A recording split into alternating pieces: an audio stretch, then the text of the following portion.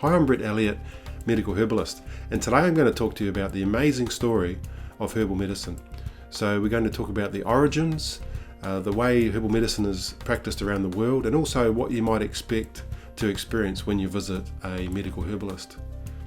You might be surprised to know that the use of herbs and medicinal herbs in particular has been found in traces of human teeth dating back to Paleolithic times, 50 to 60,000 years ago.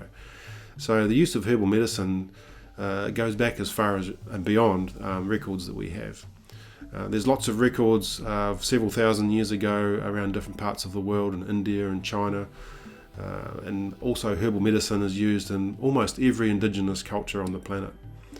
And it's also very, very popular today. In fact, up to 80% of the world's population still turn to herbal medicine as primary healthcare. And in some countries it's even more popular than conventional modern medicine. Apparently in Russia it's the case. So very, very interesting. And you're probably familiar with traditional practices that, where herbs are used, such as in American Indians, Ayurvedic medicine in India, traditional Chinese medicine. The Japanese have a traditional herbal medicine. And European herbal medicine, interestingly, dates back, is traceable back to ancient Greece, the Romans, the Egyptians, you name it. Just about every single culture on the planet has a history and a tradition of herbal medicine. And what connects all of these traditions, interestingly also, is the fact that there's this intrinsic, inherent connection between the human being and its surroundings, so nature itself. And also the fact that these plants have an energetic connection with us. So in a sense they speak to us. There's what they call the law of signatures, where the plants identify themselves and what they're used for by the way they look and behave and smell, and all that sort of thing. So the plants have a powerful energetic connection through nature to human beings for healing. And you might notice this when you go for walks in the trees or out in the native bush, is that you immediately feel the healing effects of the plants and of nature when you get in those environments. So that's an interesting thing. And also with herbal medicine, there's a connection with most, in fact, all the traditions that I've looked at, that they are an energy system. So a system of medicine that's based on the energies of the body in different ways. Those are described in Ayurveda as the different doshas, or constitutions.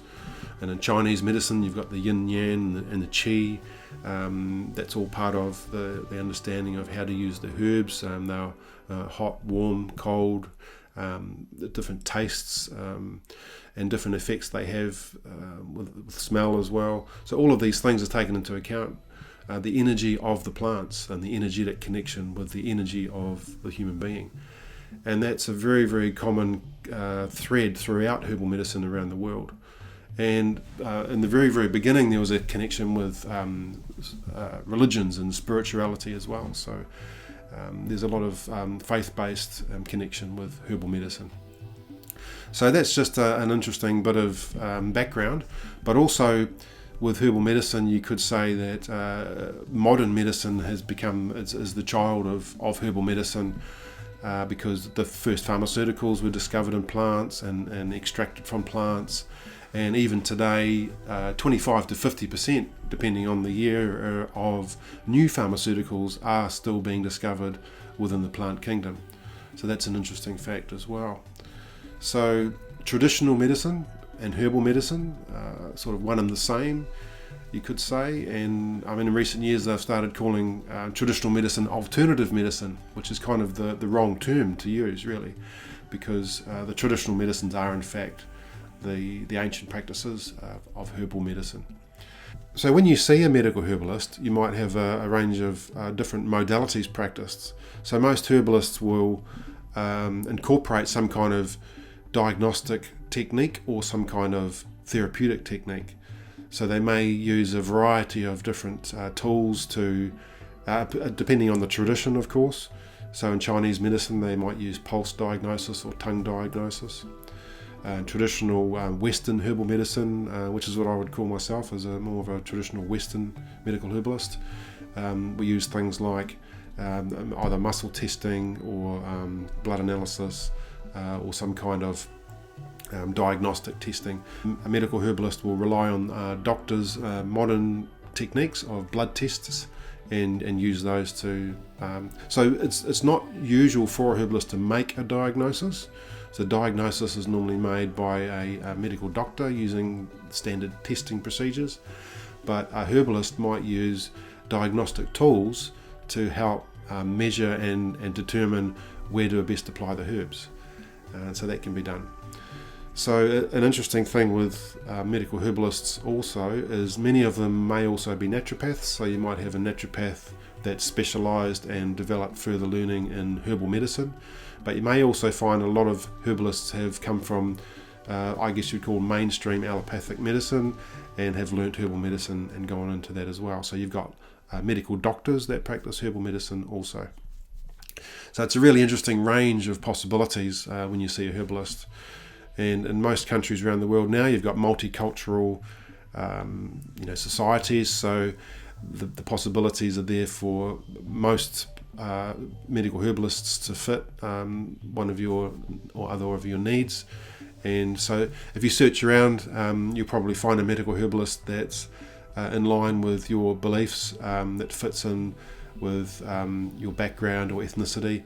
And so in New Zealand, for example, we've got Rongoā Māori, which is a traditional Maori medicine. So you might find a herbal medicine is being used by medical herbalists in the form of Rongoā, which is Maori herbal medicine. We've also got a lot of Chinese practitioners in New Zealand practicing traditional Chinese medicine, and also Ayurvedic practitioners practicing herbal medicine. So one thing you could say about virtually all medical herbalists, regardless of the modality or the type of herbal medicine that they practice or the system of herbal medicine that they use, is that it's a holistic practice. So the herbalist will always look at a combination of things and usually spend an hour or two with you during the first consultation, depending on what's involved. But they will also go into things such as lifestyle, diet, and perhaps the mind-body. There may be some mind-body work as well involved. And the herbs that can be prescribed may come in various forms. So it might be things you can include in your diet, as in herbs that you can use with food. Also, home remedies may be given to you. So you might be advised on some things that you can make yourself at home, using herbs as medicine as well. And quite often you'll get some kind of combination of herbs given to you on the spot. So that could be in form of teas or dried herbs, or in some kind of liquid formulation. That's probably one of the most common things that especially Western medical herbalists will do, is blend you some liquids. Chinese herbalists will quite often use a combination of dried herbs and teas. So there's various ways the herbs are used. And some naturopathic medical herbalists may give you a range of supplements or other additional supplements. And herbs can also come in the form of tablets and capsules and creams and oils, all kinds of sort of therapeutic ways to use herbal medicine. So that gives you a bit of an insight to what you might experience. Also, herbalists that practice within an organisation, such as an association or registered medical herbalists, they'll have a code of conduct and a code of ethics. You'll have that sort of protection as well.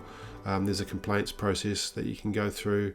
If you don't feel you've been unfairly treated, there's all that protection you get with approaching a herbalist that's with an association that's registered. So I hope that's given you some insight into what to expect when you visit a medical herbalist, and also a bit of background understanding to herbal medicine itself. So thanks for watching.